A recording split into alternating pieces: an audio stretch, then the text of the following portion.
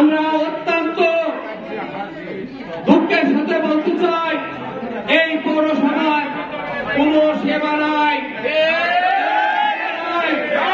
আমার গরিব মানুষ 10 কেজি 5 কেজি রিলিফ আনতে গেলে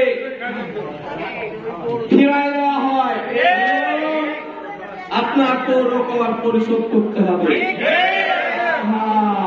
আমি ভিখারি, আমি রিলিফ কিনতে গেছি, রিলিফ কিনতে গেছি, আর আমাকে 1000 টাকা পৌর কর দিয়ে 5 কেজি 10 কেজি চাউল দিতে হবে। এইরকম পৌরসভা দরকার আছে। গত মেয়র এবং বর্তমানে যা স্টাফ আছে তারা, আমরা তাদের বেতন দিয়ে রাখতে চাই না, অতএব আমরা এই পৌরসভার কোনো সুযোগ সুবিধা পাই না। আমি মনে করি বাংলাদেশের ভেতরে দুর্নীতি সরগরাজ্য হচ্ছে বাগাতিপাড়া পৌরসভা, যেখানে সাবেক মেয়র তার নিজের আখের বসানোর জন্য আজকে এসে এই পৌরকর আজকে দাখিল করে গেছেন। এই পৌরকর আমাদের ভিতরে অস্বাভাবিক পর্যায়ে নিমজ্জিত হয়েছে। আমরা পারতেছি না, সাধারণ জনগণ এই খেটে খাওয়া দিন মজুর আমরা এই পরিশোধ করতে পারতেছি না।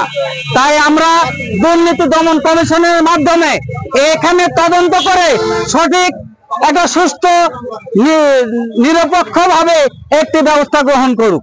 আমার একটাই কথা, এখানে পৌর করের বিরুদ্ধে দুর্নীতি দমন কমিশন এখানে হস্তক্ষেপ করুক এবং সঠিক তদন্ত গ্রহণ করুক। আমাদের এই মহল্লাতে কোনো লাইটিং এর কোনো ব্যবস্থা নাই, ড্রেনেজের কোনো ব্যবস্থা নাই।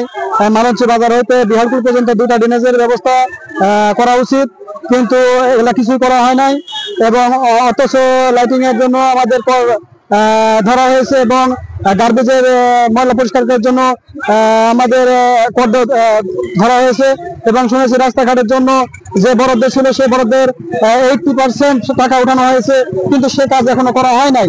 তো আমরা পৌরবাসী বলতে চাই যে পৌরসভার ট্যাক্স হয় 70 টাকা, ট্যাক্স হয় 300 টাকা, আর 300 টাকা ট্যাক্স দেয় 3000 টাকা। আর এদের রাস্তাঘাট যে করে এদের সব 2 নম্বর কাজ, এদের কোনো 1 নম্বর কাজই হয় না এই পৌরসভা।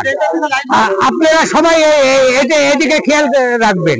এই দুদকের মাধ্যমে এইগুলা সব তদন্ত করে আপনারা কাছে অনুরোধ রইল, আপনি এগুলো পরীক্ষা করে দেখেন। আর অযোগ্য কর্মচারীরা আপনি অতি শীঘ্র হটান। এই কর্মচারী এখানকার মেন, এই কর্মচারীগুলো পৌরসভায় একটাও ভালো না।